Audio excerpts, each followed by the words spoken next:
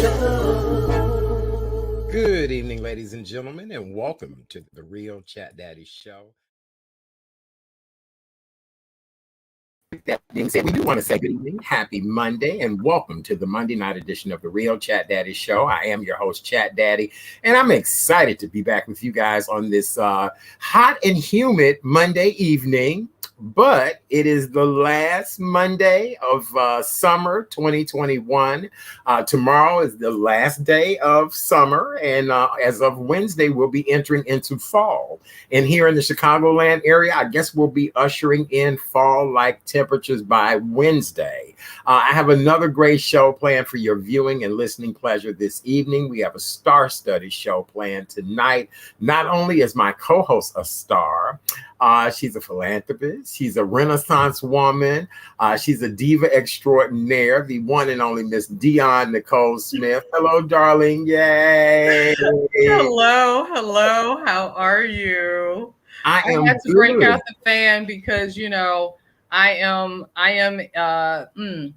air conditioned challenged. So I have to break out the fan when I need the fan. You know, sometimes ceiling fans don't do enough for you. So you just have to break out a good old African fan and think about the South and our motherland, right?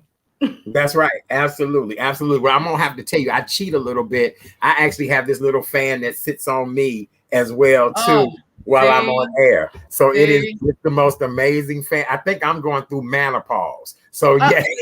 What? Because ladies go through menopause, men go through menopause. So yes, absolutely. Got to keep that fan on me at all times. So I fully understand. Well, you look ravishing this evening. Thank you very much, sir. I appreciate that. I'm loving the things that I'm learning about my hair. And every time that I'm on here, my hair looks slightly different. Yes, it does. For all those who wonder, my hair is still all natural. Yes, and it's her hair, y'all. It's her hair. Yes. Exactly. All I did was blow dry my hair. My stylist, Gloria. Hey, Glam. All I did was blow dry my hair, flat ironed it. She always flips it. But once it starts turning over a little bit, because there's no chemical, my hair will turn to curly in a second. Yes. So, but what I'm learning is that it will stay straighter a little bit longer these days for some weird reason. So then I will wet it, spray a little leave-in conditioner in it, twist it around some little, soft rods. Yes. Just take it out. Yes. And this is what it'll end up looking like.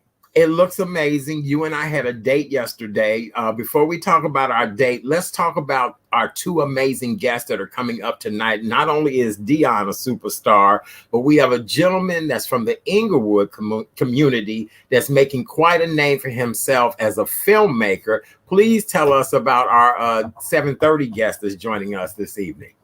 So I'm happy that we have Chicago's own Derek Dow. He has been quite active out there in LA, and he just has such an interesting story in the sense that he is a proud Chicagoan, went to Kenwood, but he went out to USC for film school, for the well-renowned film school that's out there. And that's where he got his master's, and he has been doing this thing ever since. But what I appreciate about him is he's pretty transparent about we all are going through. And when you're dealing with things mentally, we all need to really take stock of our mental health. And so I thought Derek would be a wonderful person to speak to, because after 10 years, he decided to move back to Chicago, which was a hard decision. But he was given the opportunity a year ago, plus I think, to teach at Chicago State. So now he is a, professor or lecturer at Chicago State. And so I think, you make these moves. You don't know why things happen, why opportunities present themselves, right? But they are for the best in the long run. And it's never to say you can't go back. No. It's just that you have a shift in your life at this time. And Derek is so talented. He, during my time at Black Harvest Film Festival, he literally, I want to say that Derek had a film in the festival for maybe 10 years straight, which is kind of crazy and almost unheard of. But he had a short film in the festival for a long run, and he's super talented. The Big Chop is one of my favorites of his that was on HBO. I loved it today. We'll have to talk about the Big Chop one day. Yes, it was great. It was excellent. I watched it. It was adorable. Yeah. So he's just a quite talented individual. And I'm happy that he'll be joining us because he actually, I think, is taking a quick break because I think he actually has a class tonight. So I appreciate him trying to stop in real quick and speak to us. So we appreciate him so much. And also coming up on the show this evening is jazz vocalist Miss Tammy McCann. We just love and adore Tammy. She was born in Mississippi, but Chicago raised. She's doing a tribute to Mahalia Jackson this coming Sunday at the HYDE Park Jazz Fest. And we're excited to welcome Tammy. Tammy just got back from Africa too. Tammy does not know this, but I stalk her quite a bit in a good way on social media because I just love her rich, warm smile, her silky voice, and just her personality is just wonderful. So I'm looking forward. Yeah, it's good stalking. It's not bad stalking. It's good stalking. Yes. So she'll be joining us tonight to talk about her wonderful concert that'll take place this coming Sunday at the HYDE Park Jazz Festival, which is another Sunday at 1 o'clock. That summer is just about over. Well, Dion and I got the pleasure yesterday of hanging out and spending time together, which we love and adore each other. But we decided that we would do brunch. And yesterday we were treated to a wonderful brunch experience at the Delta, which is located in Wicker Park. It's 1745 West North Avenue. And Dion, you had your fan yesterday. When we walked in the Delta, I felt as if I was at my great grandmother's house down in Mississippi. And let's talk about our dining experience at the Delta yesterday. It was one thing I will say, because it wasn't as if we didn't know about the Delta. They've been open for 4 years. They just celebrated their 4-year anniversary. So bravo, guys. Congratulations. We were just happy to take a beat because they had just opened from COVID closure earlier in the spring. And I was just happy that we were able to experience that together because I'd always heard some wonderful things about the Delta. They had gotten just amazing press when they first opened. But like every small business in Chicago, and especially Black-owned ones, you need to support.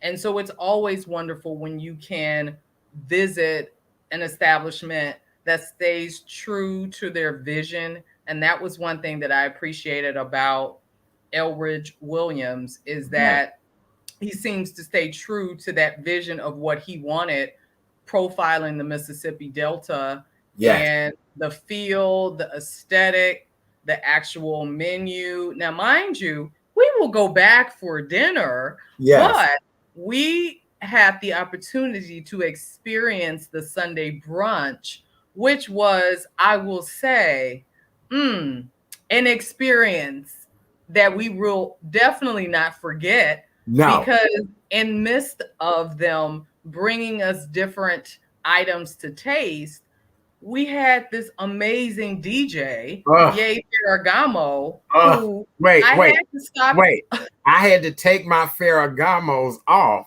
because Ye Ferragamo had me grooving. And then, you guys, Shazam is my new best friend. Any song that I like that he played, I'm steady telling the restaurant, be quiet so I can Shazam this.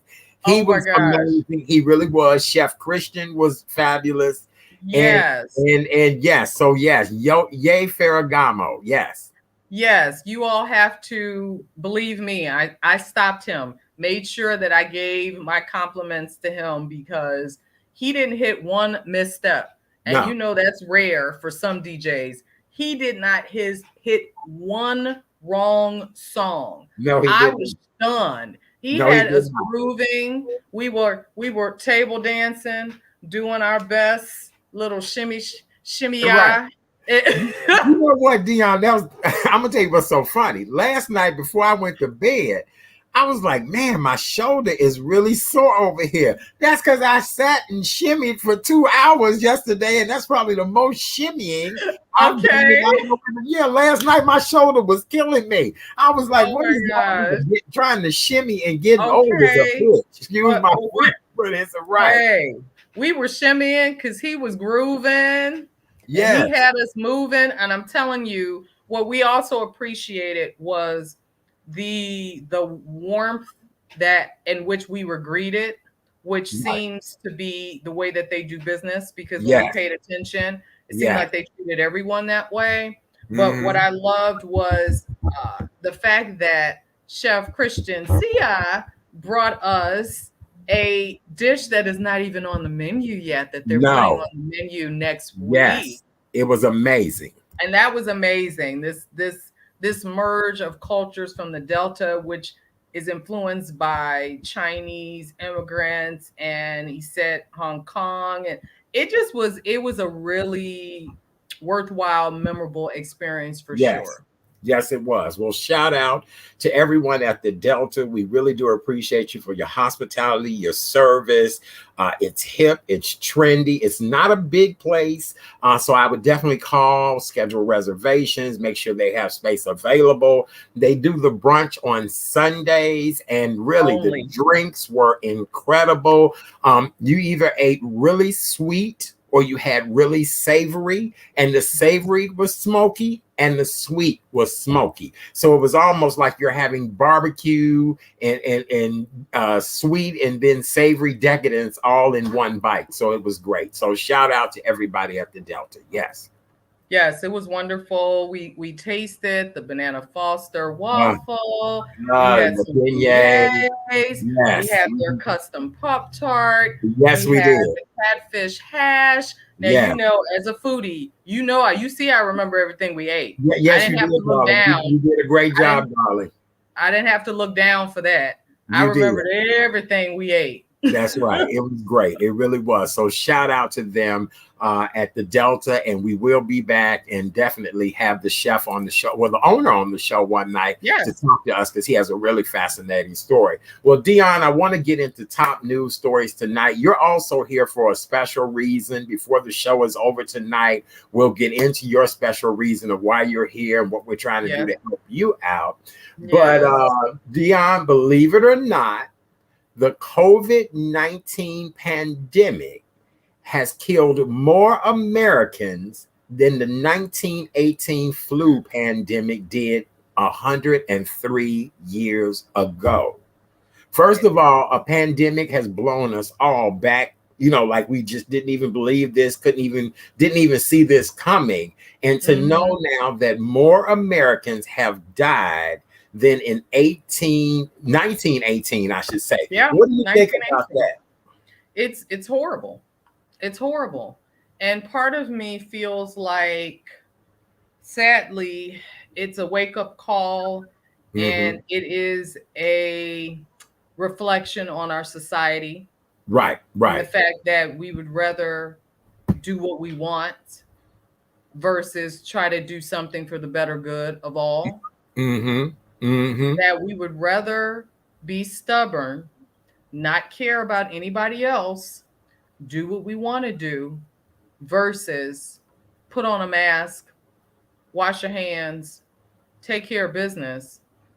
We would rather do what we want to do, and the numbers are reflective of that. And that's what makes me so sad. That's what makes me so sad, because it could have been prevented. We know this. We know it could have been prevented. And so it really makes me sad. It breaks my heart. It totally breaks my heart completely. Well, the biggest argument now is getting people vaccinated. I think I saw on the national news this evening that Pfizer has approved the vaccine for 2 to 11-year-olds. I'm still wondering about the number of adults who are unvaccinated.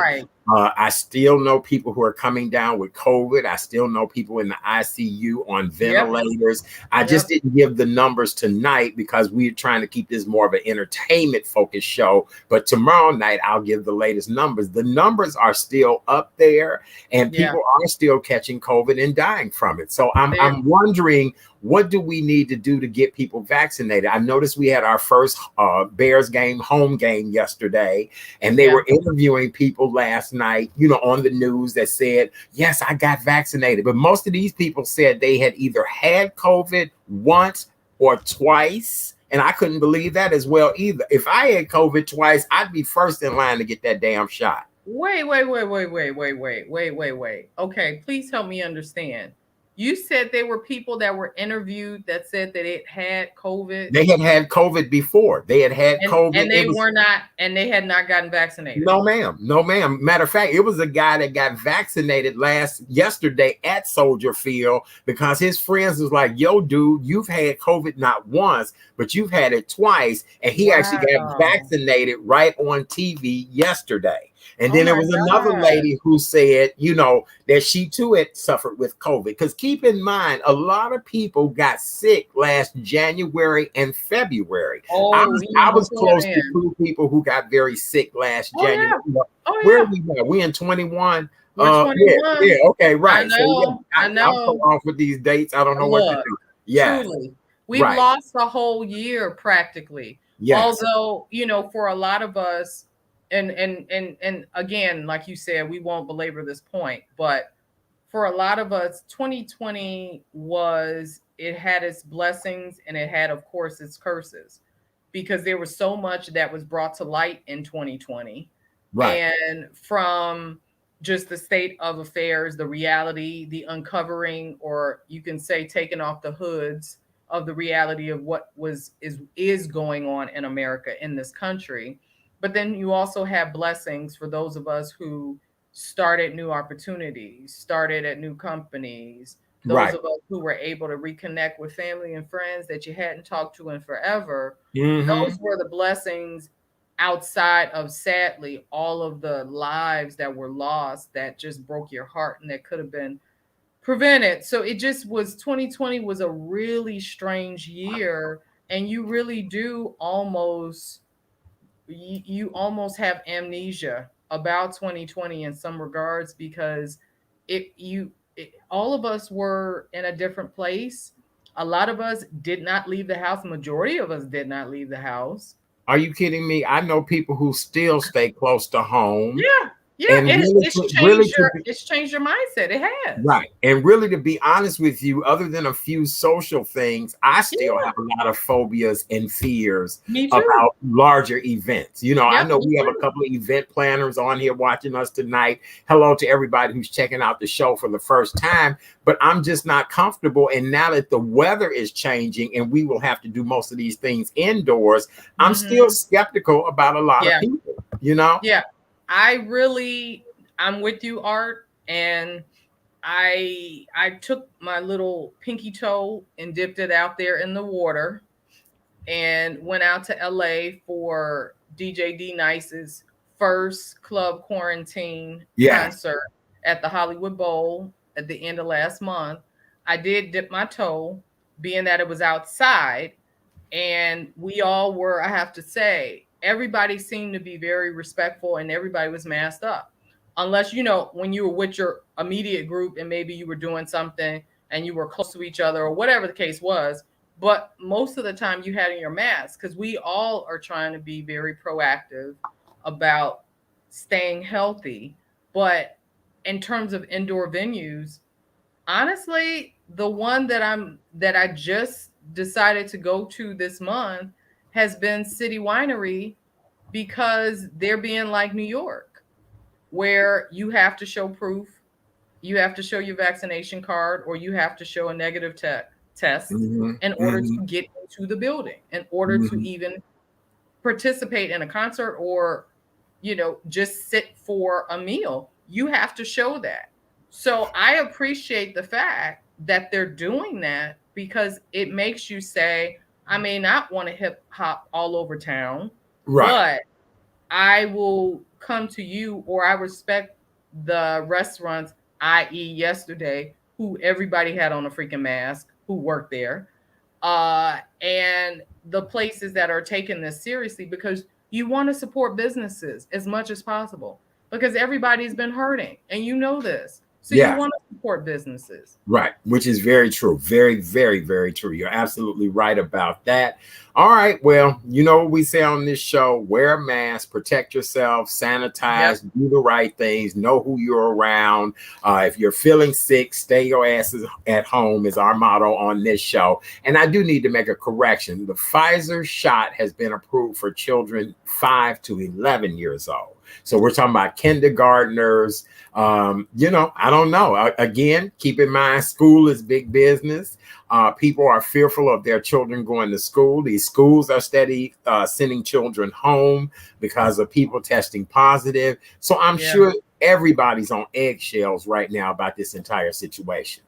Oh yeah, it's again, we have not had to deal with this ever, and the cause in this part of humanity, right? And this in this area of our lives, we haven't had to deal with this before. So we're dealing with it the best way we know how. We've got to be real. I just want people to just, if you can, health-wise, if you can, just consider somebody else. That's right. That's right. Protect somebody else, and especially the kids in your life. Try to protect somebody else, because when you think about, you had to get a flu shot, for a lot of you all do. We had to get measles shot back in the day. We had to get all these. I'm just saying, at this point, what is the difference? Yes. When was the last time you met somebody in a bar or at a restaurant or whatever, and they said, "Woo, child, I just got over rubella"? Ain't nobody said that to you. You know what I'm saying? Ooh, I just got over rubella. No. Right. So let's do Exactly. what's necessary. So listen, Dion, the Powerball and the Mega Million jackpots have now climbed above $400 million each. The Powerball jackpot has now climbed to $472 million, with the drawing being tonight at 9:59 p.m. Central Standard Time.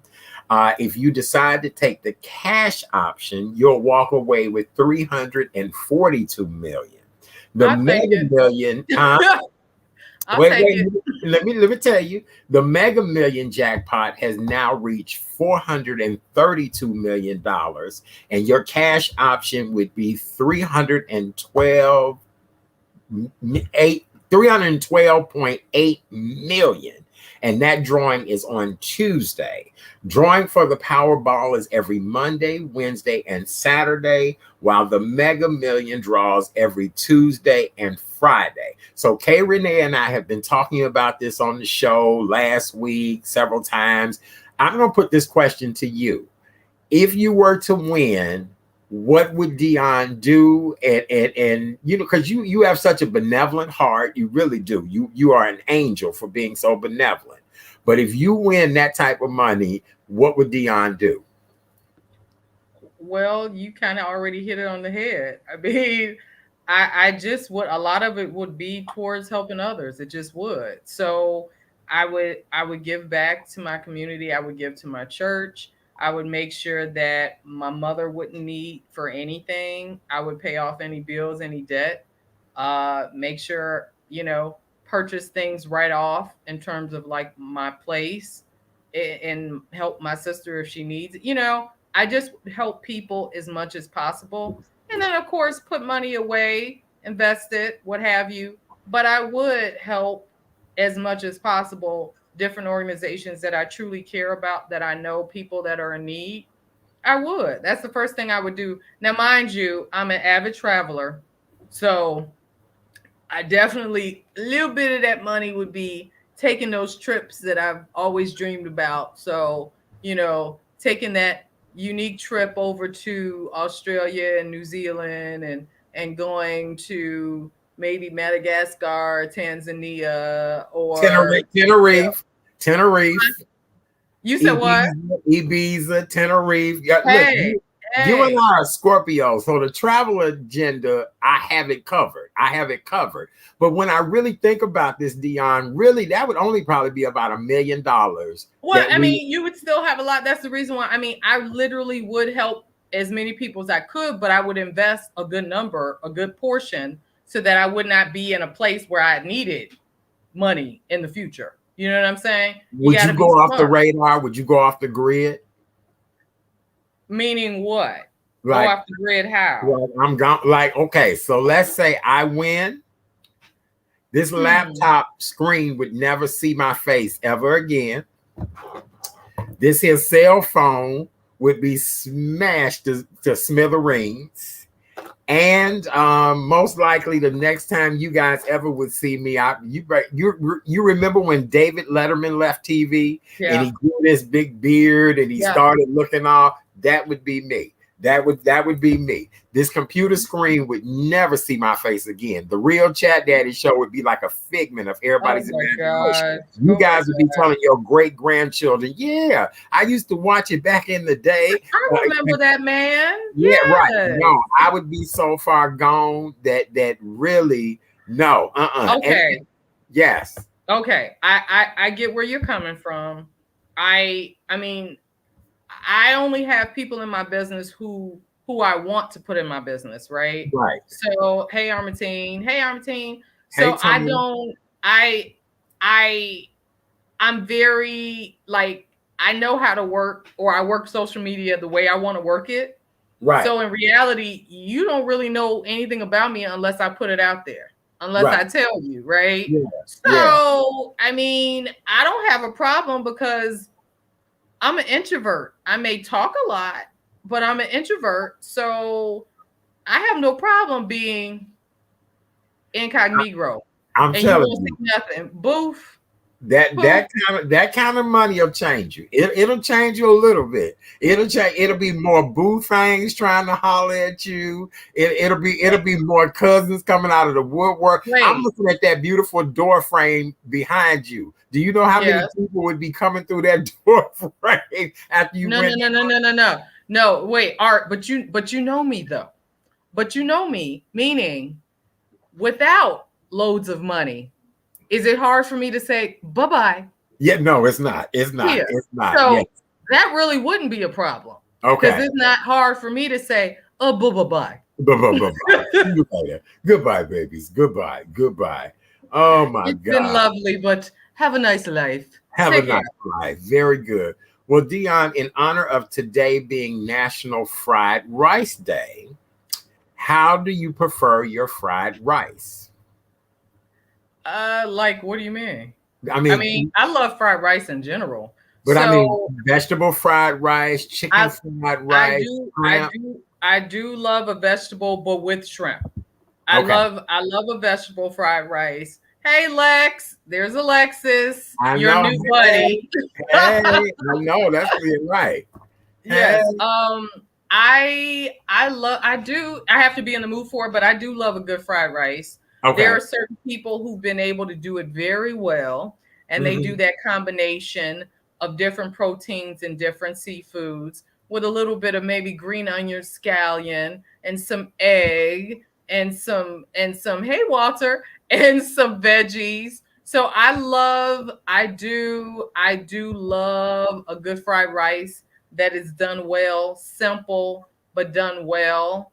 And so when I think about fried rice, sometimes, you think Chinese, but I tend to eat more Thai when I do think Asian. So I tend to eat more Thai than anything. So okay, and that's what the debate was earlier, that someone posted on my page that, regular fried rice is okay, but Thai fried rice takes fried rice to an entirely different level. And I agree 100%. So I'm with you on that, because I do love a good combination fried rice. Yeah.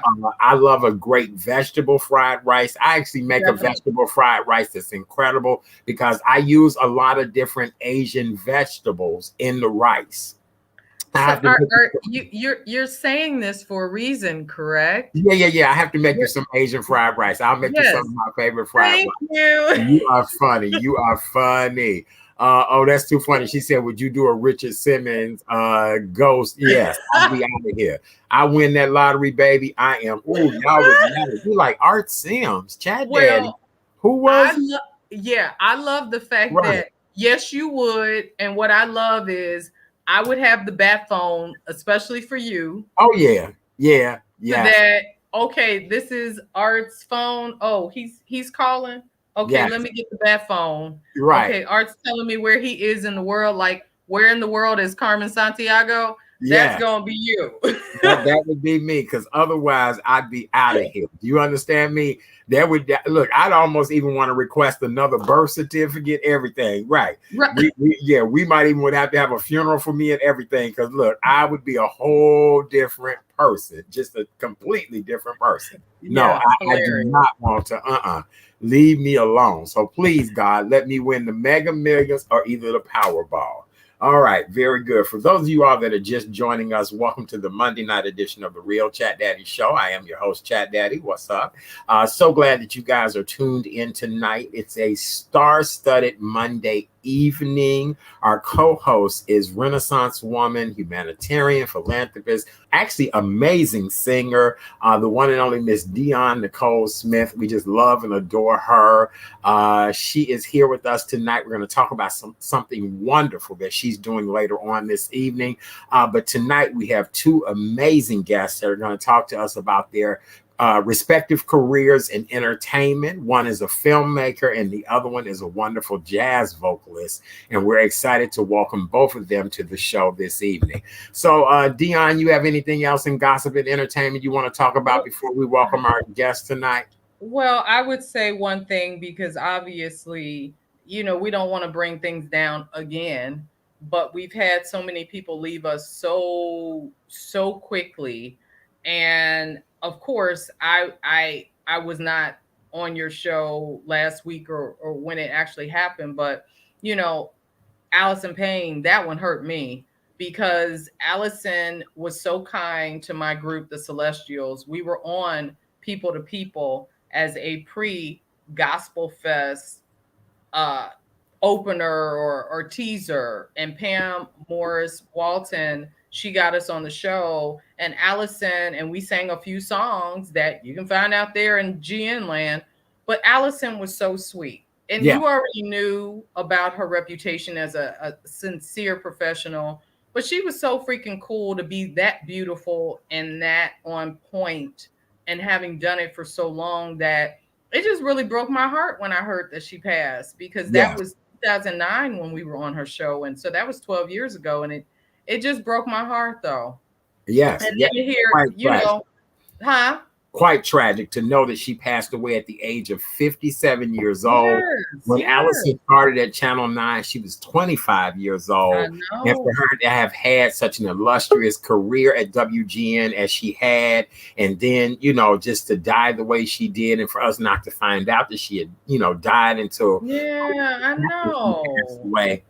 That one hurt. Yeah, that one hurt. And then, to hear some of the other ones, sadly, actor AJ Johnson today. Oh my God. Yeah. And then I was like, come on, man, really? And then, of course, you posted about the legendary Sarah, which just made me go, you got to be kidding me. No, one of the founding members of Patti LaBelle and the Bluebells, as you guys all remember, it was Patti LaBelle, Nona Hendrix, and Sarah. That's right. Sarah was known for her 21-inch waist when she was younger. Sarah was actually a passenger on a flight that I was a flight attendant working on one time. Just an amazing woman. But just to tell you how you do not know the time, the day, the minute. She actually was on stage with Patti this past Saturday evening. What? I saw a video of Patti and Sarah and the whole thing, and Patti had to go back today and was like, oh my God, Sarah is gone. And just that quick. And there was no sign of her being sick, any of that. And Sarah Dash is dead, I think, at the age of 76. Just unbelievable. Oh my gosh. Yes. This makes me sad. It makes me so sad. So it just, I don't know. When you think about Michael K. Williams, of course, the great Michael K. Williams, Right. there's just been a lot recently. So we just have to always say, look, just be kind to each other. Just treat each other with kindness as much as possible, please. Absolutely. All right. Well, Dion, are you ready for us to welcome our first guest this evening? Of course. So listen, Dion is just amazing at bringing me some of the most fascinating people ever.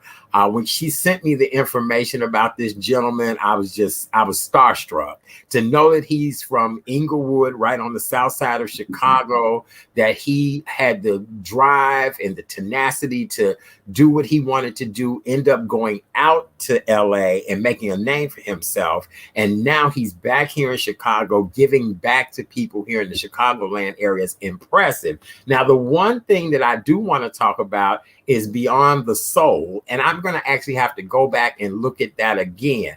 I have never been a sneakerhead, but after watching that, I'm now going to take pride in my little Kmart shoes, my little Payless shoe. You know what I'm saying? Because people are not playing when it comes to these sneakers. And no, so, they're not. Right. I tell people, you know, now a good dress shoe, I can speak for. But when it comes, people were paying big bucks for these gym shoes. And so I just appreciate him putting that out there. It gave me a newfound respect for the, I don't even know if you call it a gym shoe culture, a sneakerhead. That's right. Let me say it right. Because see, he'll know I'm an old man when I said gym shoe. Sneakerhead. See there?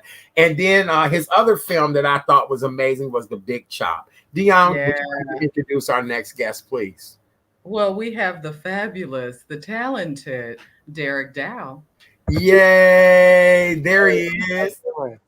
Hey, brother, how you feel? Good evening. I'm good. Thanks for having me. It is a pleasure. Look, Dion been bragging about you, sent me all of your info. I did today. I purged you all day long, just reading and doing everything. And brother, I'm really proud of you. I am. Congratulations on your success. Introduce yourself to the audience, and then let's talk about your wonderful career. Thank you. How you guys doing? My name is Derek Dow.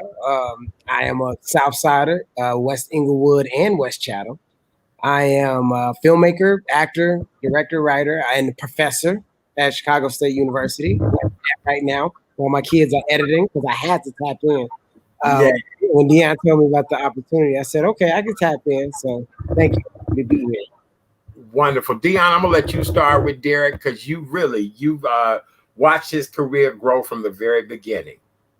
Well, I don't know if I can say from the very beginning, and you make me sound real old. Like, okay, from the midterm. I've only known Derek for maybe 9 years, 8 years, something like that. But in Hollywood years, that's like dog age. You know what I'm saying? Right. He came in, obviously I met him when I started at the Film Center, and I started working and trying to shift the way that the Black Harvest Film Festival was presented. And it was wonderful to see his work because I had already seen some things before I got there, but it was great to actually see his work. And I just immediately noticed, okay, he has something special because not only is he talented, but he also has personality. And we know, unfortunately, you have a lot of talented people, but they may not have those other pieces that often help drive you and get you to further places. And that was one thing that struck me about him was how genuine he was, how personable he was, and the fact that he just was talented. It wasn't like I had to, I'm not going to lie. I'm always going to be very honest, diplomatic, but honest. I never had to go there with him, though. When you're dealing with certain talented creators, you want to be respectful of everyone's role because I respect anybody who has enough talent to do it. But Derek, I didn't have to do that with his work. I could be honest and say, wow, that was good, or I like that, or I really was digging that, or, whatever the case was. So that's Derek in a nutshell when it came to me paying attention to his work. But I think when we were talking about having you on the show, it was mainly because this is Mental Health Awareness Month. And so I thought about you immediately, actually, because I know how transparent you are. And one thing that I love about you, because you use humor a lot, which I think all of us do, to really identify important things that we all need to talk about and spotlight. Mm-hmm. So I don't know if you want to touch on that, even from like, t-shirts and different things that you've kind of put out there, and why you even decided to move back to Chicago after 10 years. Oh, wow. I know that was a lot. That is. So, I mean, like everything, when COVID, we're talking about moving back, right? So when COVID hit, it was really, it was hard for everybody. Before we even get on like art, right? It's just hard for people. People losing people, we literally treating each other, like everybody's an alien. Everybody got it, right?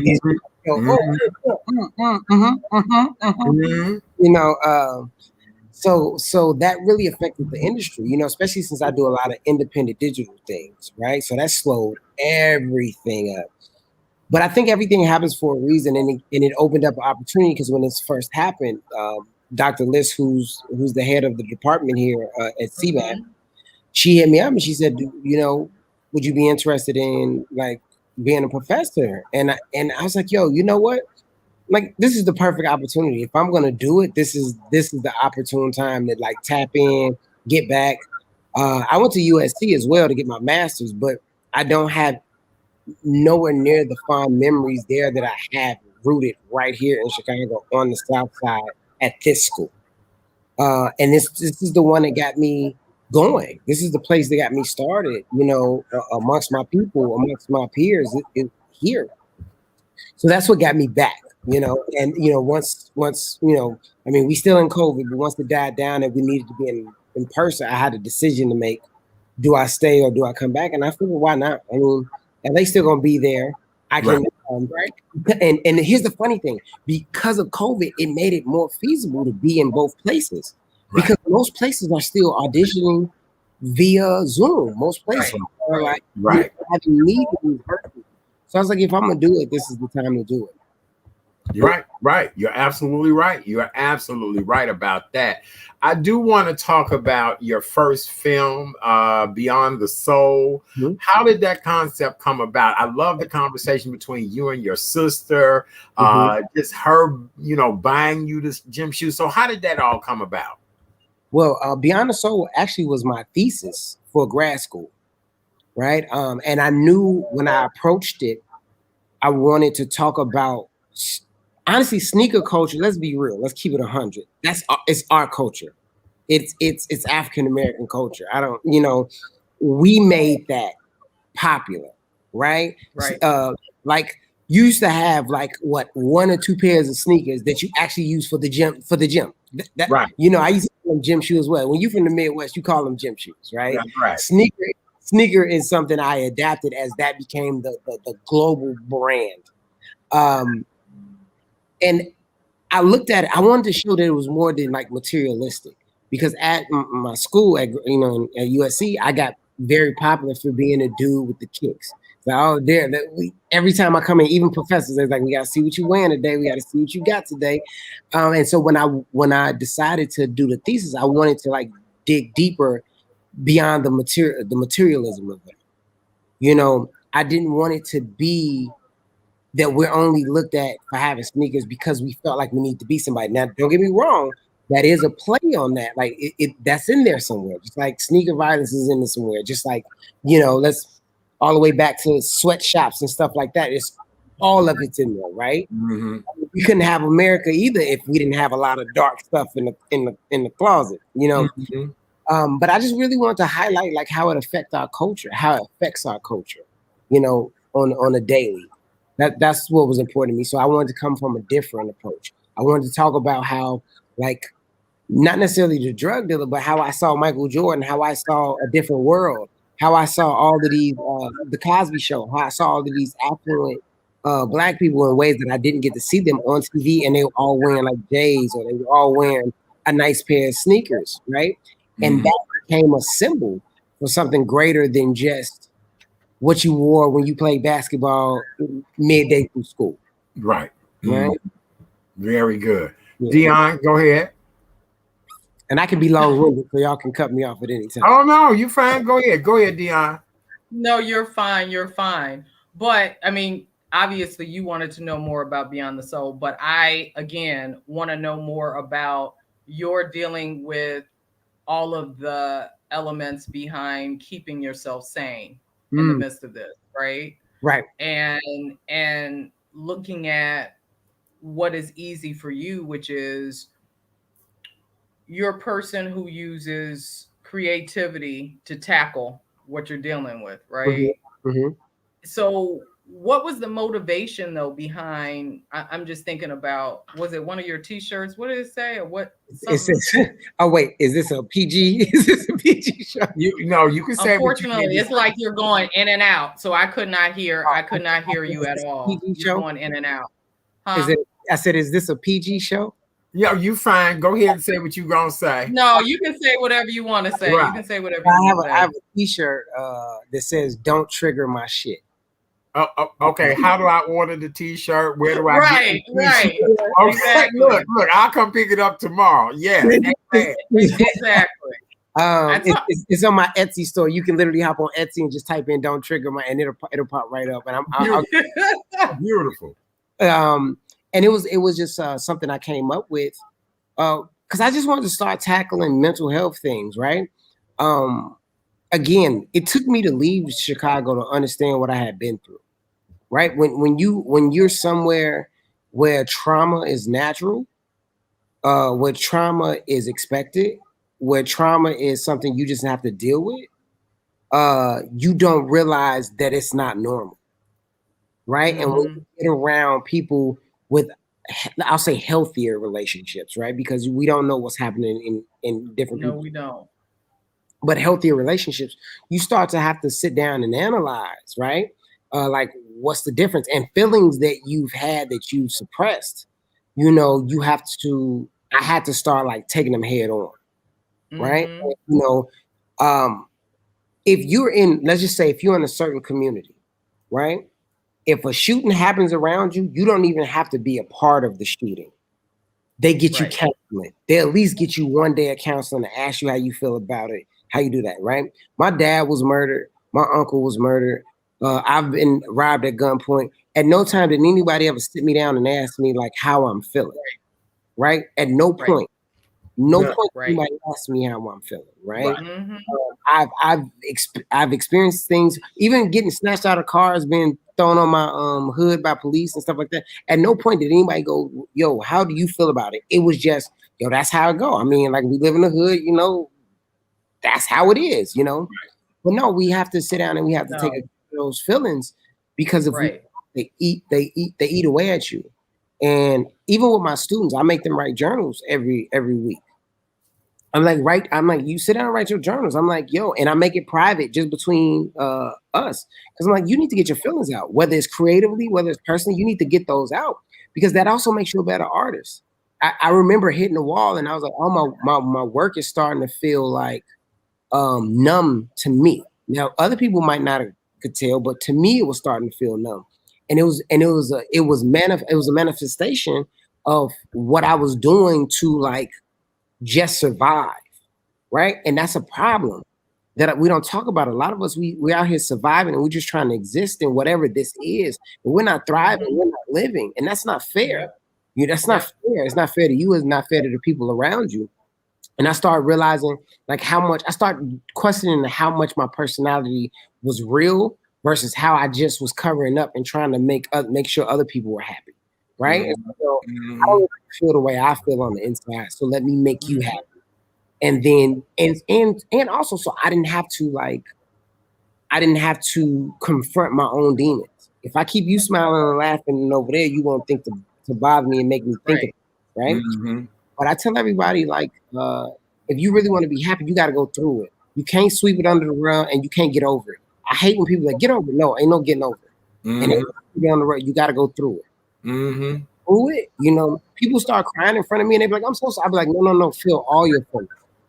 I'll sit here right now with you this whole time and you feel all your feelings. I want you to feel all your feelings.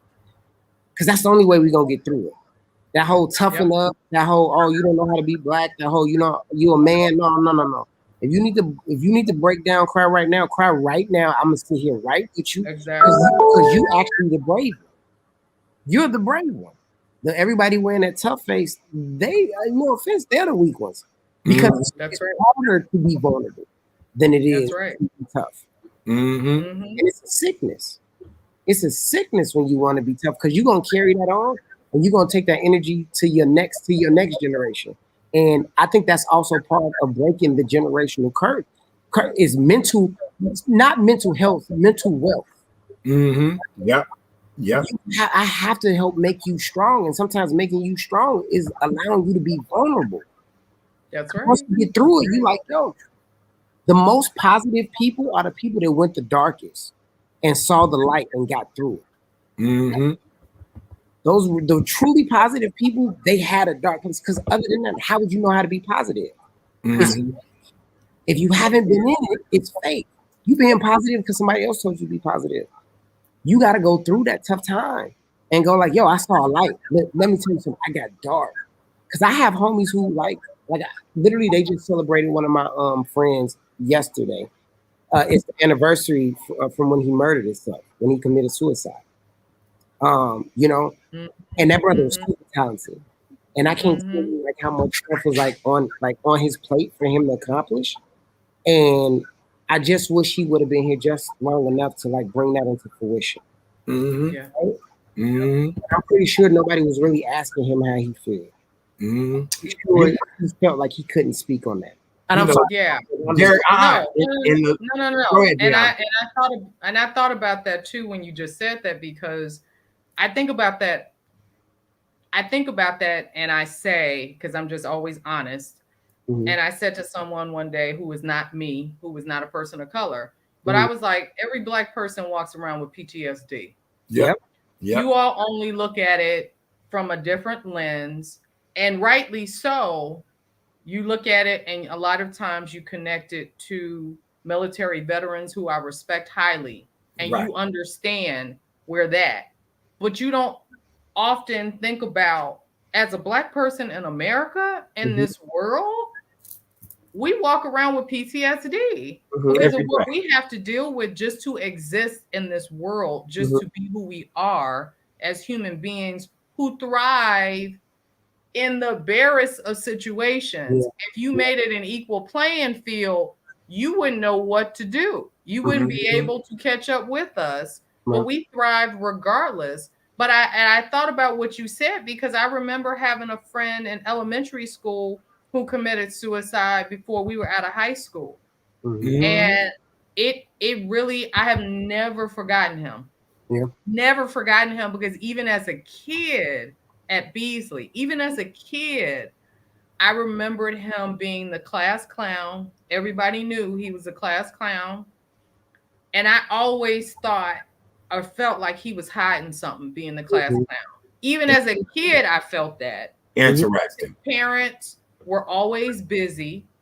And there was something in me that felt like, what's going on at home? Or I feel like he's not getting what he needs at home, or it was just something that I felt. And I'll never forget the fact that it broke my heart to, that he committed suicide. It was all in the freaking Defender even. Because how often do you hear about a young person committing suicide? You don't. Exactly. Well, to speak on that, in the last month and a half, I told you guys I've lost, I've been telling my audience, I lost 7 of my friends. But I have a good friend, but it's been from a plethora of things.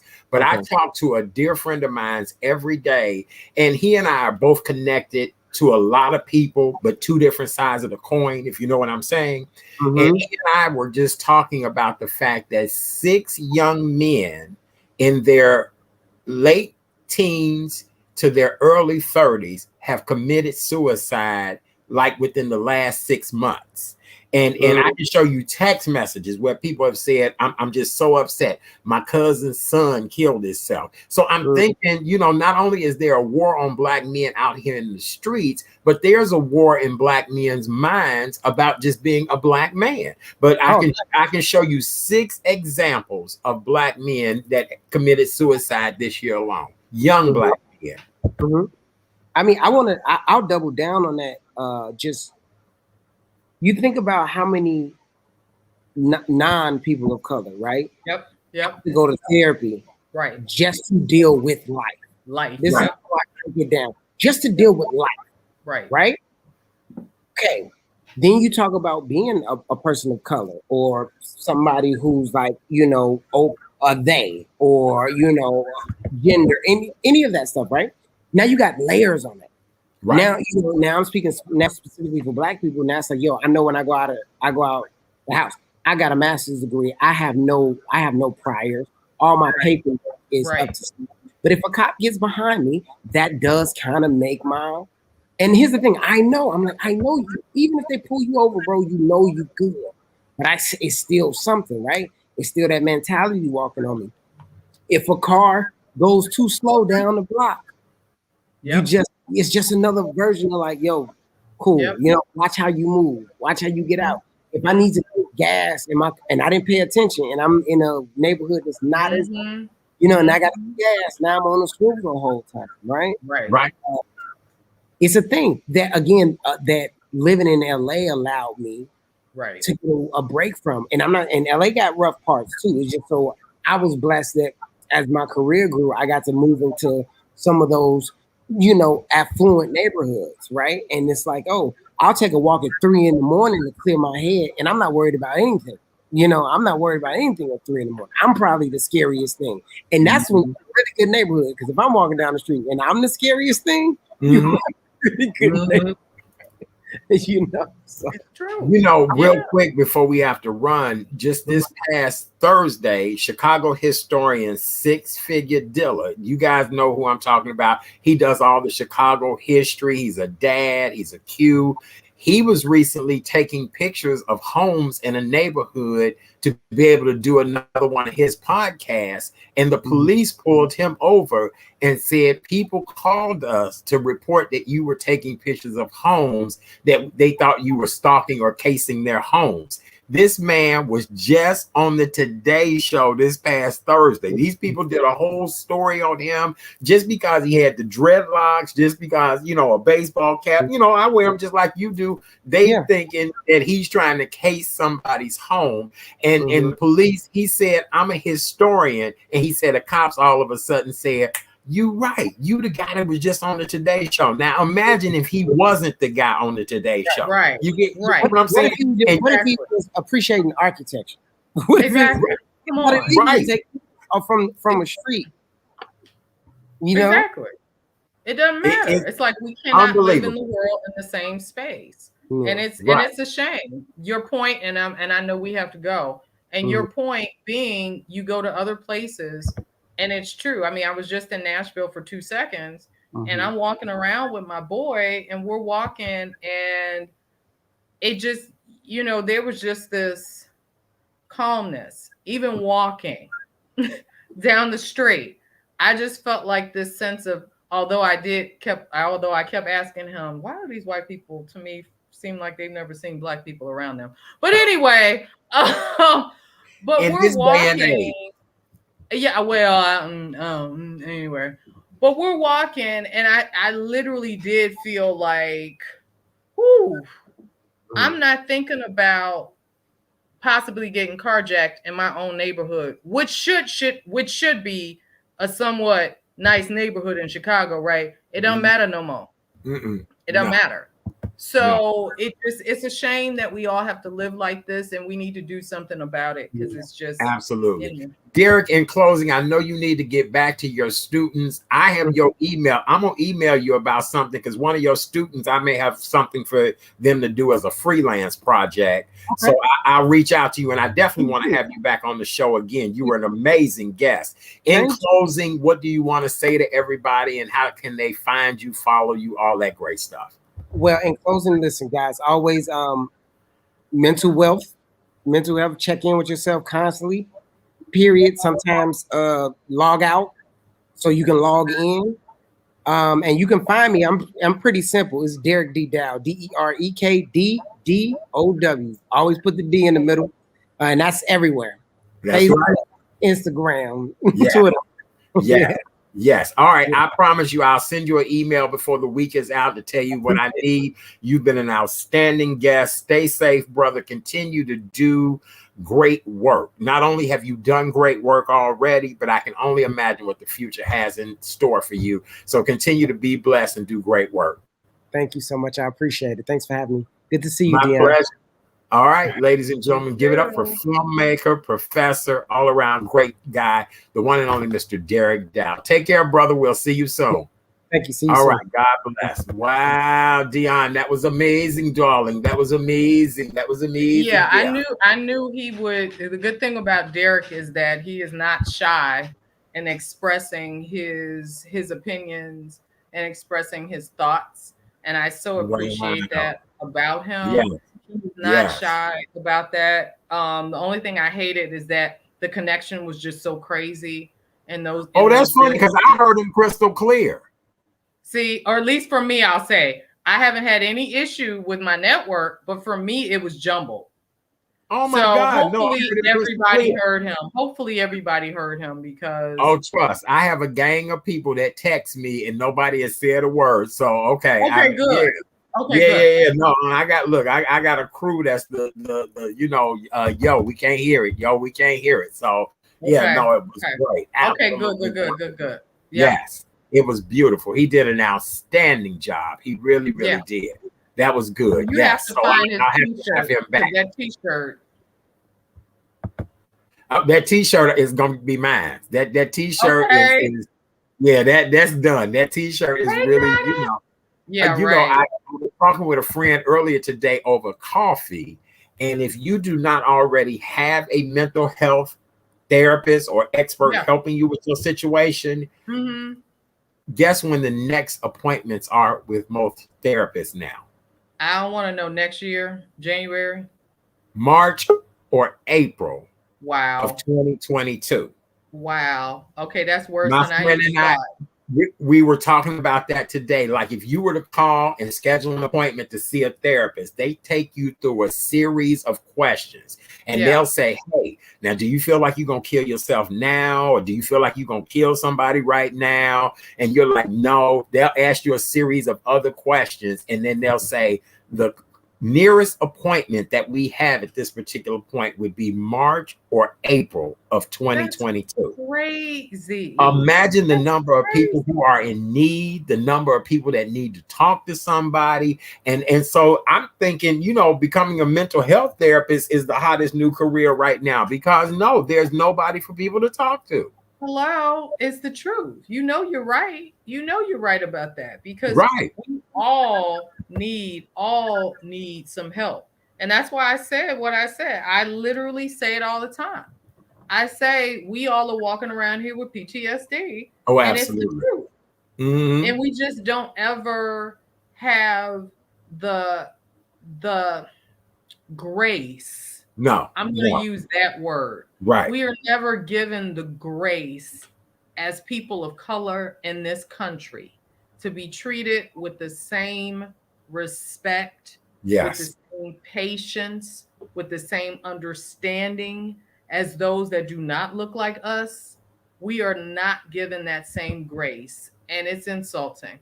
Yes, it is. Absolutely. You're absolutely right. Well, for those of you all that are just joining us, welcome to the Monday night edition of the Real Chat Daddy Show. I am your host, Chat Daddy. So glad to be here with you guys on this hot and humid Monday evening.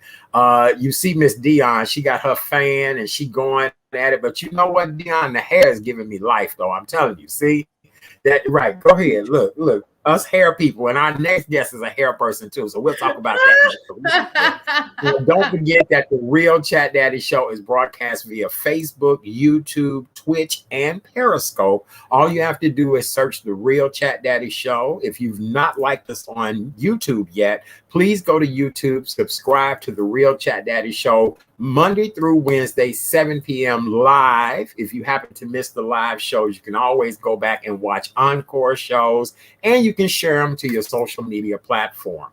Well, this coming weekend is a tradition that everybody loves here in Chicago. It is the HYDE Park Jazz Festival. And as we are venturing out to do things more and more, outdoor events have become my mainstay now, and I just love them. And then summer is winding down. Look, I'm prepared, Dion. I got my little Snuggie. I got me a little, a little branded, little that 100 proof old granddad and a thermos.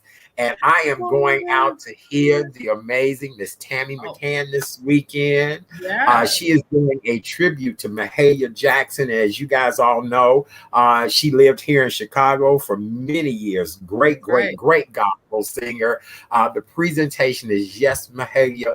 And I am looking forward to talking to our next guest. And Dion, I can't believe you have a connection to our next guest. You know, we'll have to talk about that.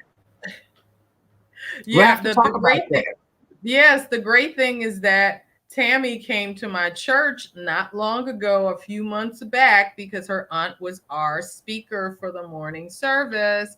And we spoke for a couple moments, but I had actually met Tammy before because she definitely is a friend and knows Cheryl Sawyer McGill, who's watching us tonight, and George Cooper. Gio. So we definitely have some musician friends that are similar for sure. And of course, I went to Kenwood and was one of Dr. McLean's students, so that too. But yes, she's fabulous. Absolutely. Without further ado, ladies and gentlemen, please welcome jazz vocalist, all around fabulous woman. I told you guys I've been stalking her because she's been over in Africa, and it's a good stalking. It really is. She's going to tell us all the dirt because she was over there with another musical genius that I'm cool with as well, too. Ladies and gentlemen, welcome to the show. Our good friend, the fabulous Miss Tammy McCann. Yay! Oh, are you on mute, Tammy? Oh, you're on mute, Tammy. You're on mute. Unmute yourself.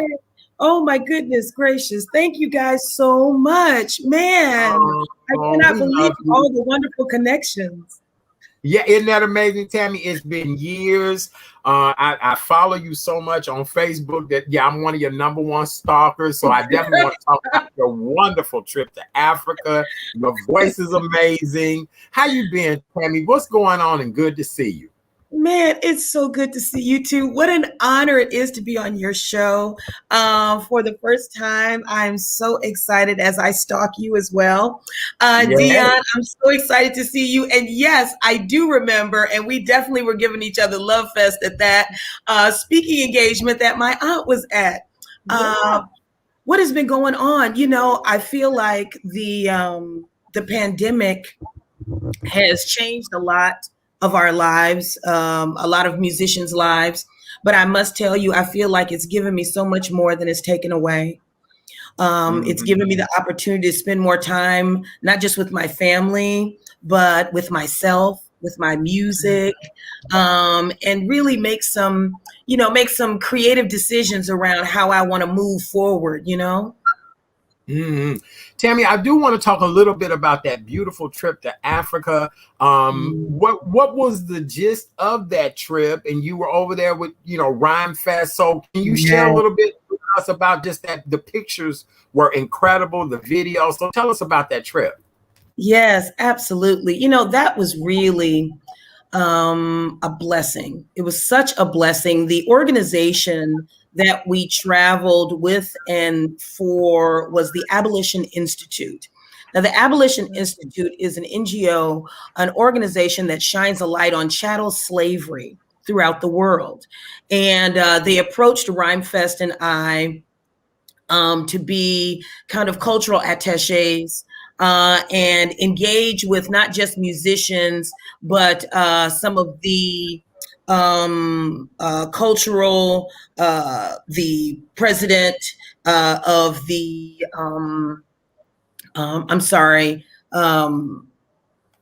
the particular individuals that we met with were dealt with people who were also slaves, people who had survived slavery, artists and musicians. And it was really such an amazing experience. If you can imagine a country, Mauritania, going through chattel slavery and the civil rights movement at the same time. It was really overwhelming. It was centering. I wanted to really gain a sense of perspective. You know, a lot of us really get caught up in what I like to call now our first world problems. Yes. See these countries as third world, you know, countries. But when you talk about a resilience, a spirit, a kindness, a generosity that I've never experienced before in all of my travels, you will not find a more truer and more amazing people than you'll find on the continent of Africa. Absolutely. I mean, every step of that journey was just beautiful. Just, you know, when you got back, I was like, wait a minute, is that it? I was like, you know, I just wanted more. And it was just so good to see you both over there, people embracing and loving on you. Tammy, I want to go back to the beginning of your career. When did you know you had this beautiful gift? Most people start as a child singing. Is that how it happened for you? And then you just really received a wonderful honor, you know, so let's talk about your music career. My musical career started at St. Paul Church of God in Christ with Bishop Lewis Henry Ford and all of the amazing singers, Vernon Oliver Price, Maddie Boston. These are the women that were gospel singers at our church. And so replicating what they were doing, it was really just something that I did for enjoyment. I had no idea until I met Reverend Dr. Lena McLean that music would even be in my future. As a matter of fact, it's interesting what you guys were talking about before. I wanted to be a psychiatrist. And that's what I was really interested in, psychology. If you'd ask me, I'm still interested in it. I think everybody at this point is interested in it. Look, I think we all going back to school at this point. Yes. And so Miss McLean really saw something in me, as she did with many students in her class, and she laser focused on classical music for me. And so I did my first opera when I was 15 years old, and she shepherded me and crafted me. And I like to say that I have been over time gifted into the hands of such wonderful teachers and mentors.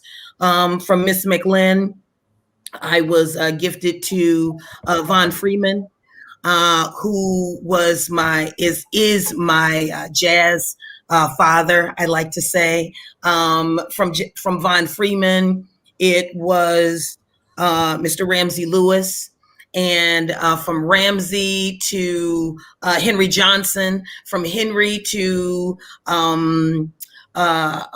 Ray Charles. I've just been very blessed to have been guided and mentored by some really amazing musicians, and have had the opportunity to learn a lot and share a lot along the way. Currently, as you said, the honor that I was given to be Chicagoan of the Year in 2020, which was really amazing to me, considering this was a year where there was no music. Right. And but I feel like I was gifted that opportunity because of an opportunity that was given to me by DuSable Museum of African American History, and President Perry Ermer allowed me to come in 2019 and become curator at large for American music. And while I was there, the pandemic hit. And so it was really important to her that we stay connected to our constituents and our members and help through the healing process that the pandemic had really decimated in many ways our community, not just through the virus, through the sickness, but also through, just the stability through work, through our jobs, through our housing, so many ways. And so what better way to heal than through music? That's and right. so I created the Cabin Fever Jazz Festival. Mm-hmm. And through that first pandemic summer, we were able to be, as you said, create content for outdoors. And so we're able to create a space where people could at least wave at their friends. It was social distance. It was outdoors on the Roundhouse Plaza. And so it's, as a matter of fact, this last summer, we created something that was even broader on the plaza. And so something that's been able to continue and continue and continue. So I feel like my journey has come full circle from that little girl who walked into a little club called Beige Man's on 71st and Rhodes and met Von Freeman to now, being able to contribute and really build many different avenues for jazz and music education here in Chicago. Beautiful. Absolutely beautiful. Dion, do you have a question for our guest before we talk about her performance on Sunday? Well, I mean, I was just going to go into that because who doesn't love Mahalia Jackson? Like I know as someone who grew up with parents who were music educators, I was surrounded by music my whole life. I always say it's in my DNA. So I didn't have a choice. It was just, it came out of me and was like, okay. But one thing that I always connected to have been spirituals. So what was it about spiritual and about Mahalia that made you say, this is for me? This speaks to me. Wow. That is such a great question. Mahalia has always been just a part of my life. It seems as though she's always just been within arm's length, whether you're reaching for radio with my grandmother humming her music, or the record player where it was played in my parents' home. She's always been so close, even through Miss McLean, who actually is the niece of Thomas Dorsey. That's right. Who with Mahalia created that modern gospel sound, right? Yeah. So I feel like I have a natural through line in connection with her. And her catalog is so vast, and through her songs you can find a way to tell your own story. And one of the things that's really important to me is that I want to take the listener on a journey through the music with me.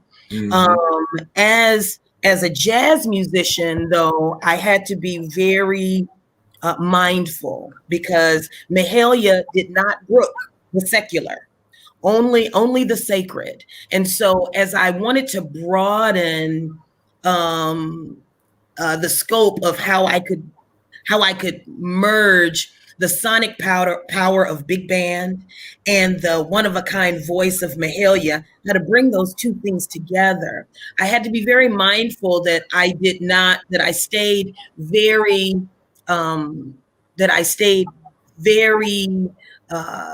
centered in the spirit, right? And the concert was premiered in Tel Aviv, Israel. And we had planned to do, a tour, and then of course the pandemic hit. And so I'm really excited to perform this in my hometown. I've done it in New York. As a matter of fact, the same stage that Mahalia sang in Marcus Garvey Park, I was able to perform there. And so that was really, that was just the electricity was so amazing to really feel your ancestors moving through you, and so here, this being one of her hometowns, from New Orleans to here in Chicago, It really does my heart good to be able to celebrate this music with this wonderful group of musicians. My MD, my musical director, is Marcus Carroll, marvelous trumpet player with the Count Basie Orchestra. Yeah. He's brought together some of the most wonderful musicians. I mean, when you hear this music, I really hope you guys are able to make it, because it's something completely set apart and different. And I think that people are really going to enjoy it. Oh, I love it. I do. Tammy, Tammy, I was going to say this real quick. I am a HYDE Park Jazz volunteer. So I will be there. I will be there all weekend. I am one person who has been volunteering almost from the beginning of the festival. And so I already marked off. I was like, I don't volunteer until 2:00. I will be at Tammy's stage at 1:00. Thank you so much. Yes. Thank you so much. Look, I'll be there with my chair, my Snuggie, and my thermos. Me too. I'm going to bring a Snuggie too. I'll be there. Right. Look, I will be there. Listen, Tammy, you have relatives that are watching tonight, and you know you got to give them a shout out. Your aunt from Mississippi is on. Your aunt Kathy is on, so make sure you give her a shout out. Your aunt Jackie. You know, Starkville is always going to show up and show out. Hey, Auntie Jackie is on here. Look, Jackie Sharp was the one who actually spoke at my church. She's a partner of ours, so that's why I saw Tammy. Yeah, very good. See, we have to get them aunties and family a major shout out. Right. Yes, sir.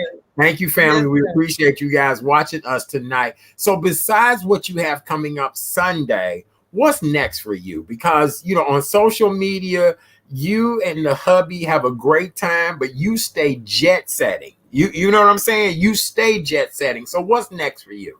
You know, well, first of all, let me say about the hubby, nothing that I do. Okay. Nothing that I do would be possible without his love and support. We're about to celebrate 20 years of marriage. Wow. And the Black love is alive. Black love is alive. It really is. It really is, you know, and everything that I do is because of his love and support, raising 4 children together and building a life together where we both support each other's mission vision. You know, it's so important. It's so important. It's interesting that you brought up Rhymefest, because he and I are working on a record together that we recorded here in Chicago and recorded in Africa. And I believe that it may be released either the end of this year or in the spring. The record is called Black Sun, which is a record that I wrote, that Fest was so kind to help me and work with me on it. He has been such a wonderful support and really pushed me to be creative and pushed me to do more writing, you know. Also, I'm working on music with this one-of-a-kind guitarist, Mr. Fareed Haq. Chicagoan.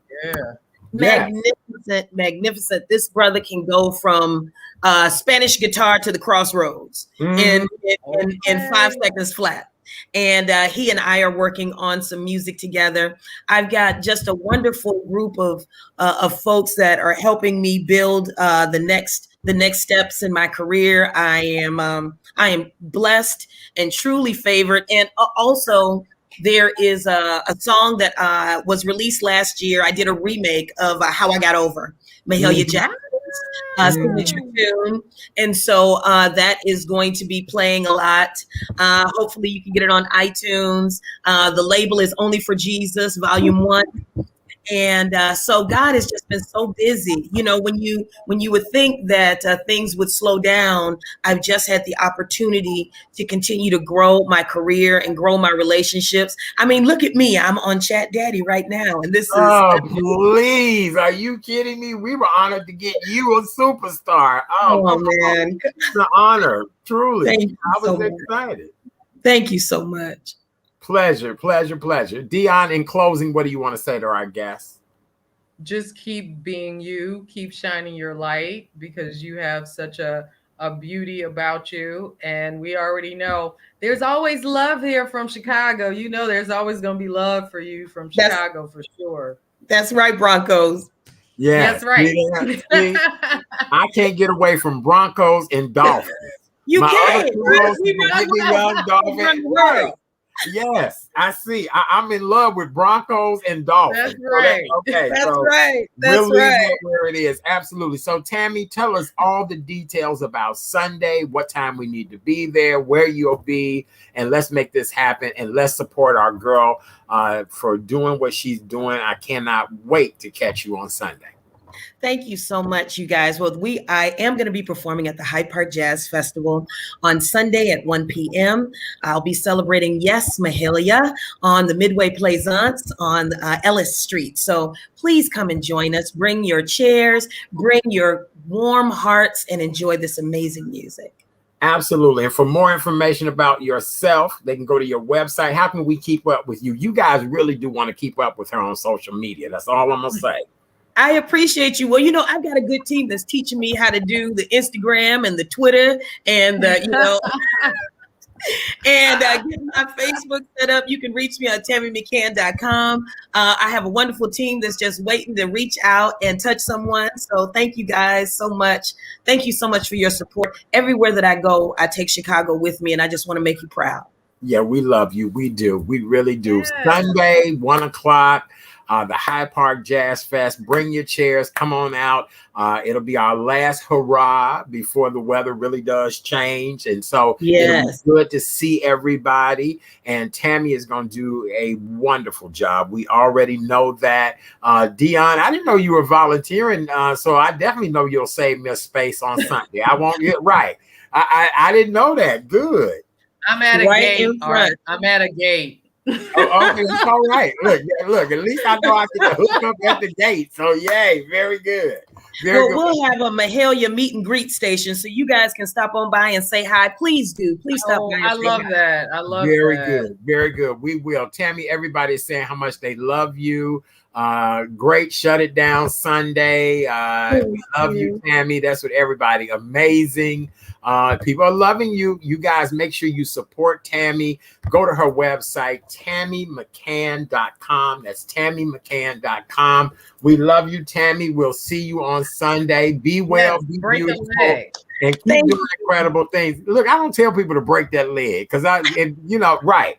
I'd be like, do the damn thing, whatever. Because in this day and age, break a leg might have. You know, I told you we all paranoid. Oh, stop it. We all paranoid now, right?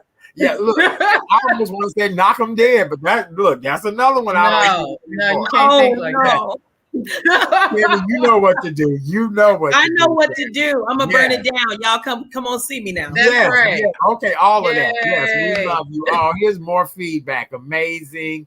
And Tammy Mac, the voice, she is the voice.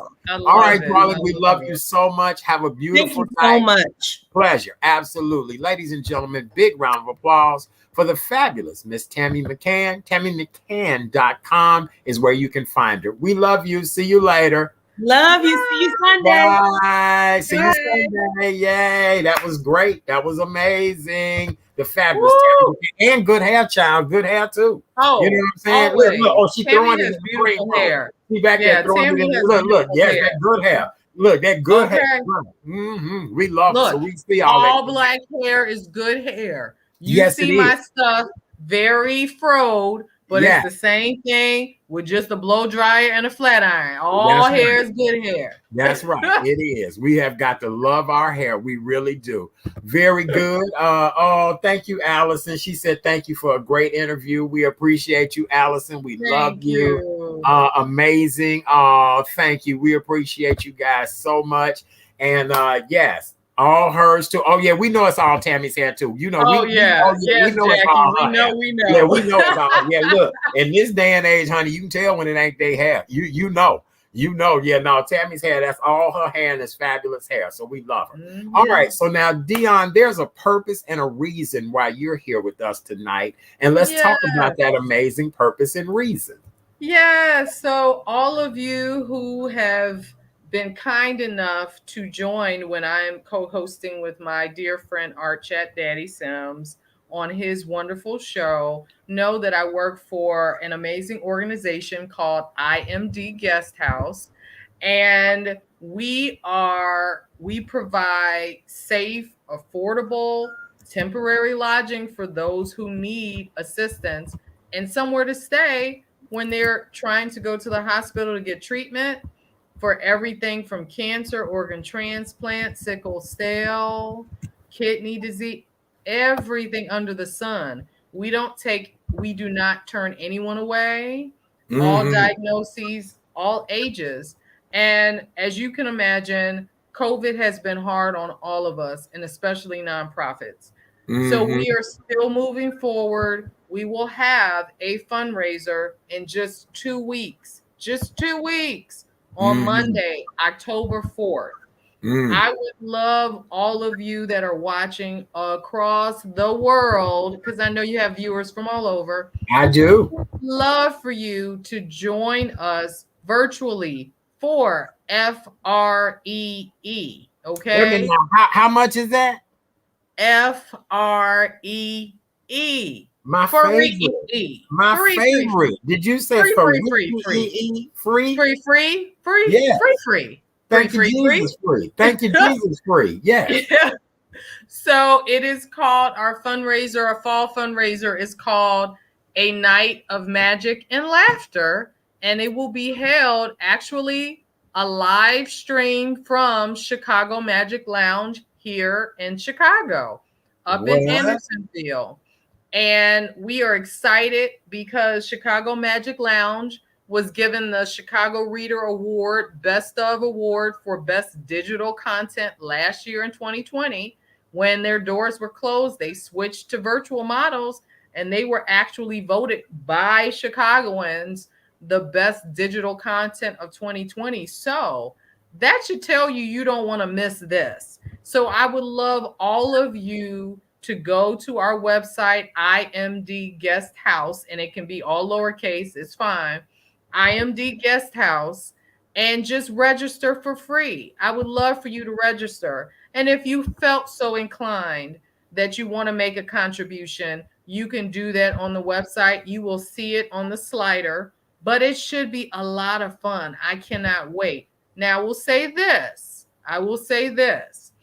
If you want to come in person, we do have still, if you want to do a last minute sponsorship, and if you want to purchase a VIP ticket, we were only selling a very small number. And when I say small, I mean small, like no more than 35 people, because we want you to feel like you actually are in a safe space. Chicago Magic Lounge, they updated their filtration systems. They've been all over the news in Chicago about how they went forward and took efforts to really make this a safe space for everyone. So if you feel so inclined and you actually want to purchase a ticket to see this in person, you can.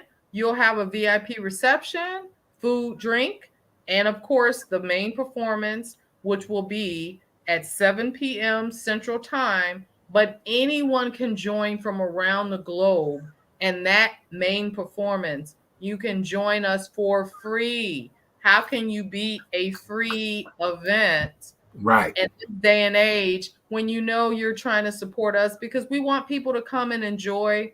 We're all about trying to give back as much as possible. We're all about service. So if you want to go to imdguesthouse.org, you can see the main slider on the website has a night of magic and laughter.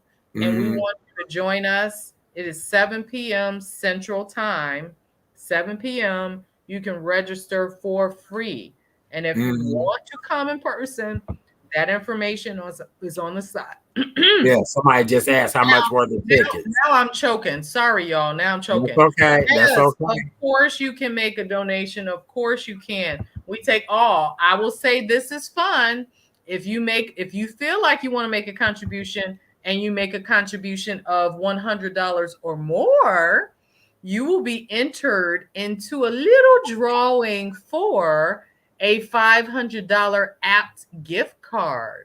And everyone here in Chicago knows Apt is a very well-known, well-respected store for all of your luxury items, electronics, and everything else. So everyone here loves Apt, and they are very philanthropic. So we appreciate Apt so much.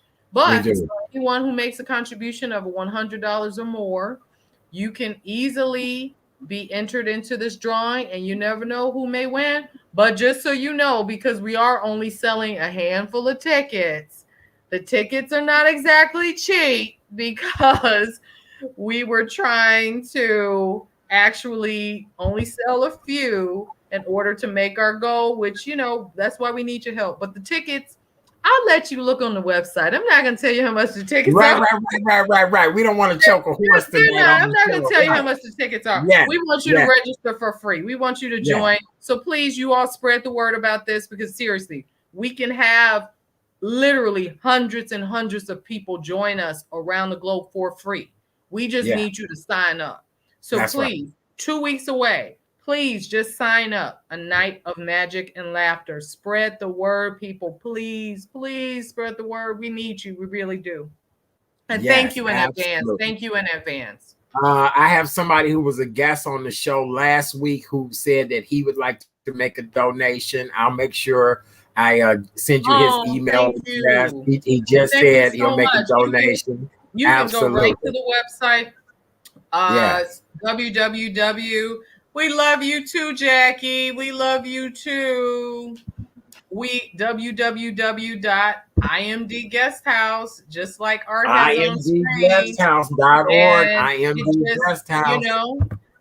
Please. You can go right there. The main slider has a button where it says if you want to register for free, and that also leads you to be able to make a contribution from there. Okay. We're making it as easy as possible for you to register. So yes. Yes. Okay. Very good. So please support my dear friends over at IMD Guesthouse. I am a witness to the amazing work that they do. I know several people who have benefited from the love and the respect and the care that they've received from IMD Guesthouse. I'm not just saying that because Dion is a dear friend. I do know of people who have benefited from the wonderful services at IMD Guesthouse, and I'm a huge advocate of the Illinois Medical District. Being a patient of one of the facilities over there, I know it's important to have someone in your corner when you don't know what to do and where to turn, and you guys are there for every turn, and we really do appreciate you for your kindness. So if there's anything that you guys can do to make a donation to IMD Guesthouse, please do so. IMDguesthouse.org. And once Dion's benefit is over, I am emceeing my first benefit of the year 2 weeks after your event. What? So I have to tell everybody about that. And then I have a cameo in a movie this coming Wednesday night. That will be know. I will be there. Yes, I'll be online. Yes, I'm in a film. I won't watch it firsthand. I'll wait till after everybody else watches it. But yes, I'm in a film. Isn't that something? I love it. I can't wait. And you know what? Let me do one last thing, because I was blessed enough to have a meeting with Congressman Danny Davis last week. So one thing they gave me, so I'm going to put this up in the little box. Oh, Community Hope Walk, which is Saturday. So obviously the same day as the first day of the HYDE Park Jazz Fest. Right. But it is on obviously the west side and 100 North Central Park Avenue. Kickoff is at the Golden Dome, but this is sponsored by the Coalition for Recovery and Recognition of Recovery Month. Yes, So very good. there are a lot of people who are part of that. So I thought I would make a shout out on that one because I told them I would spread the word for them. Very good. You did a good job. You really did. Well, coming up on the Tuesday night edition of the Real Chat Daddy Show, Kay Renee will be back in the co-host seat. Tomorrow night, historian Tammy Gibson will stop by, and she'll talk about the first Black woman of media here in Chicago and how Tammy is trying to put a headstone on this woman's grave. As you guys all know, Tammy is the type of historian that goes back and looks at how people's lives ended, what happened after their life has ended. And this woman really is an icon and legend in Chicago media. And we want to make sure her legacy is preserved at her gravesite. So we'll talk about that. Yeah. And then tomorrow night, we'll meet a woman who is the author of a new book. And this new book is entitled An American Farmer and the Miseducation of Weed, as in marijuana. Ooh, oh, yeah. This is a story of a young lady who grew up on a marijuana farm. And not negative marijuana farm, but for medicinal purposes, all of that. And she'll share her story with us tomorrow night. So I'm looking forward to that, hearing that story. Yes, absolutely. You know, weed got criminalized and penalized and all of that, but it's been around for ages. And really, right. And at one point, farmers were actually making money, you know, off of it and legally, you know, well, you know how that goes. So we'll talk about all of that. Yes, absolutely. We'll cover everything from the Emmys that took place last night. Some interesting, we had some big winners and people we need to congratulate and all of that great stuff. All right, Dion, as you always so fabulously do, is there anything else we need to talk about? Oh, thank you to 1921 Co-working. We had Mr. James Parker. Oh, thank you. Wednesday night. He's a great guy. James is an amazing guy, and he's created a wonderful workspace out in Roseland. And I'm excited. He's going to put a studio in there and everything. So we're looking forward. Wonderful. I love that. Yeah. Thank you so much. I appreciate it. Absolutely. Very good. All right, Dion, anything else we need to cover and do? You know, whenever you on the show, it's like flying to London. I love it. It's like flying to London. So far we've been on the air 9 hours and 21 minutes. It's a marathon. It's a telethon. It's the show. Yes. Thank you for always inviting me to come into your space, my dear friend. I do believe that it was funny because I think this may be now my 13th co-host appearance because I took a break off for the summer. My last appearance was May. Okay. So now I took a little break. And now right before we hit fall, I'm back. Yeah, and you're gonna be back. You're gonna be back. November's our season, so we gotta celebrate on the show. And don't forget you're part of the holiday show.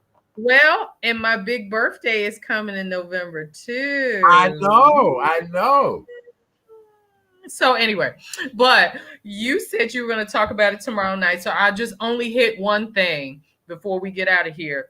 Someone who I've always looked at, I'm not going to lie. When people ask me who I would look up to outside of my mom and my daddy, I would always say Debbie Allen. She was always one person growing up that I truly admired. Always. My fame days, running around the house, dancing, kicking up my leg, doing flips, doing splits, whatever. I love me some Debbie Allen. So that was one thing that I would just acknowledge is so happy for her to get that governor's award at the Emmy. I know. Yeah. Because I just love her. But so I will end by saying thank you all for supporting both of us. And then since Tammy brought up Miss Mahalia, I'll just say soon I will be done. Trouble of the world. Trouble of the world.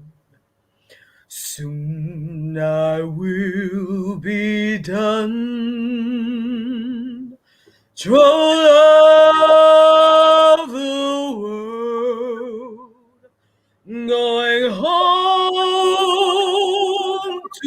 live with God.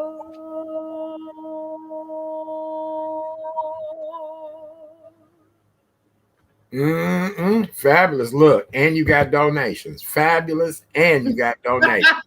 Look, let me put it up here. You got donation. There you go. Yay! Amen. Yes, Amen. Amen. You know that's Donna Poole, our favorite. You know that's my sister. Absolutely.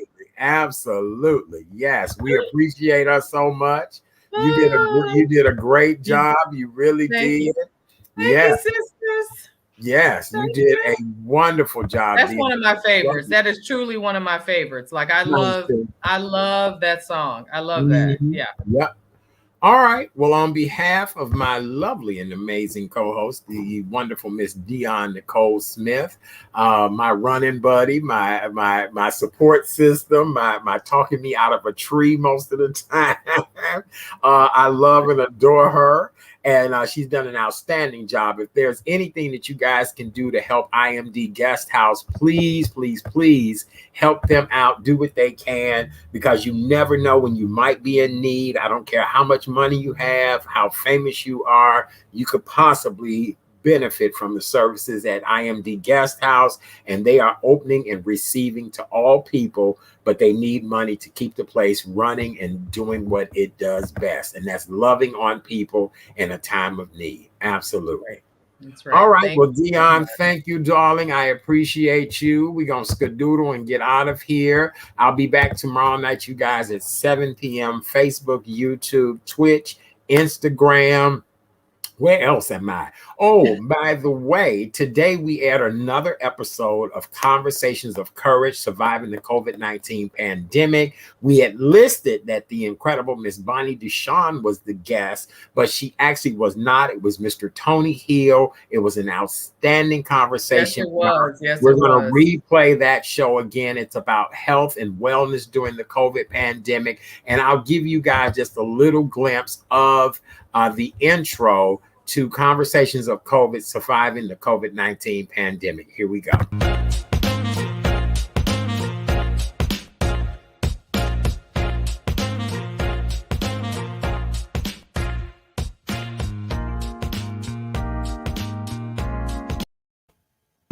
On the lookout. I'm playing it again, I love it. I love it.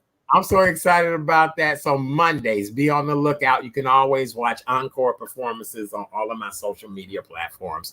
All right, my love. I love you. Have a beautiful night. Take care of that hair, okay? All right. I'm going to try. We'll see I'm going to try. Yeah, go on. Fluff it. Fluff it. Fluff it. Yeah, we like to fluff our hair. Yay. Big hair. We don't care. Good night, you guys. We love you. God bless and have a beautiful night. We'll see you later. Bye.